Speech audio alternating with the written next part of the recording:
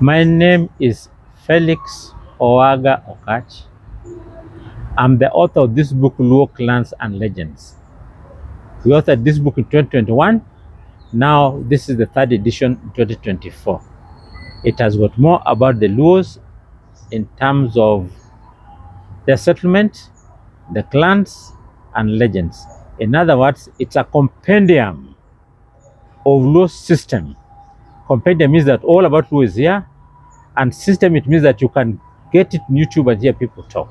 That's why the compendium of Luo system. Thank you.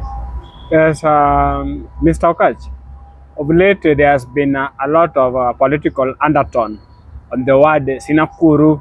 Every politician, when he takes a stage, he talks about Sinakuru.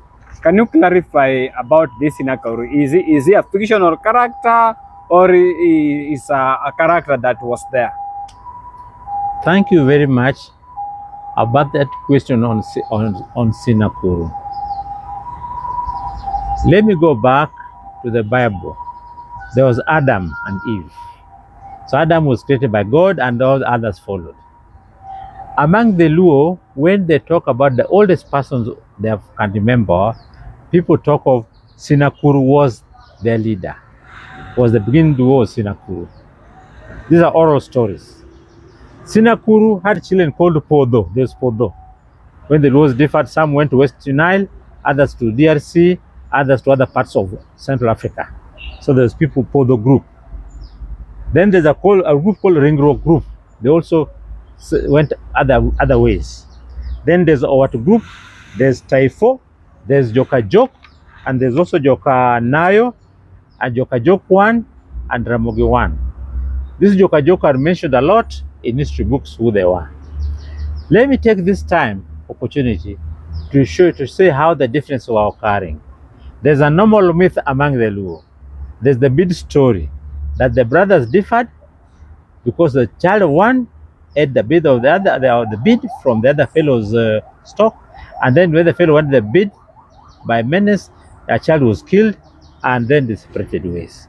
So that myth story is common among the Luos, and that's what among the things which cause their differences from the times of Sinakuru up to Ramogi 1 and then Ramogi 2.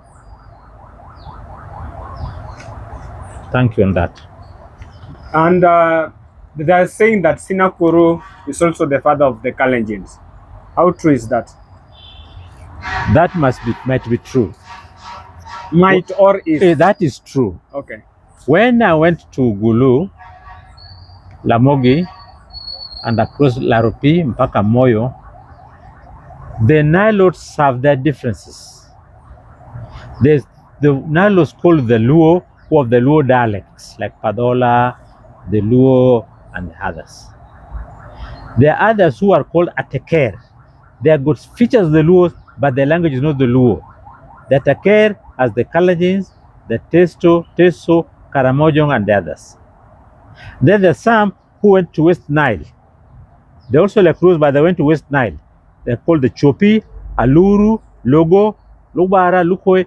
The features are the same, but they don't talk Luo.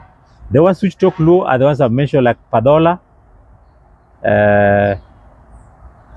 Acholi, and Samlango.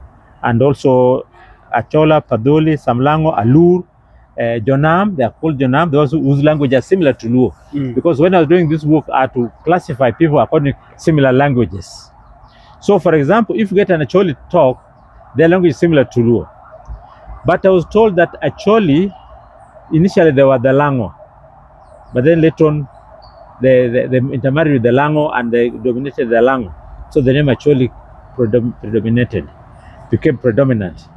Then there was Alur, then there's Anuak, there's Gambela in Ethiopia. In fact, if you go to Ethiopia and meet the Gambela, they talk the Luo the way you talk Luo. You think they're the same people, but they're a different place. Then there's called Jumjum, there's called Shiluk in Southern Sudan, there's Maban, there's Chopi, there's Balandabor. The other day there's a lot about Balandabor. When they're talking, they're just Luos. Is that languages are similar, dialects are similar, but the predominant Luo who talk Luo and very easy to identify together are the ones in Kenya, The Luo in Kenya are 6 million. They are in 4 counties: Siaya, Kisumu, Homa Bay, Migori. But the Luo are spread all over up to northern Mara in Tanzania. The Luo are people who have traveled a lot, much of the world. So much so that even in Kenya, if you go down to Mombasa, the Luos are many. If you go to US, the Luos are many. So many that even one of them became the president of the United States of America. The people who travel a lot. So when I talk about 6 million Luos, they are not domiciled in those counties. Nearly half of them are outside the counties. The Luos are fellows who, when European came in, they moved. Some were moving to get jobs. Others were missionaries, like one called Reverend Ezekiel Apindi was a missionary from Alego, went all the way to South Nyanza. The others also, Alfayo Mango, who was a great Christian of his time. He defied the white men, started his church, and of course they are in Kagera near the Musanda area. So Luos are spread all over, generally. Okay, on the Lango, the Luo of Kenya call Kalenjin Jolango. So are they the same as the Lango in Uganda? Because the Kalenjin Luo don't call them like the Kalenjin or the Nandi. We just call them Jolango. Lango is the Kalenjin we are talking about. Okay.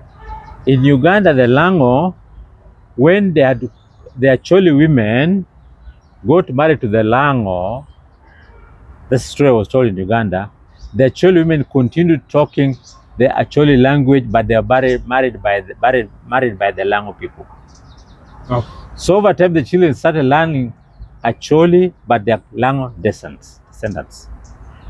In Kenya, the Lango, Karamojong, the Teso, and Masai, they're all Nilotics, but their language is not similar. The Luos are mentioned, their languages are similar. These ones, their languages are not similar, but the features are the same. Black tall people from the southern Sudan area. Okay. Yes. Okay, that's all for this topic. Looking forward to another one. Thank you.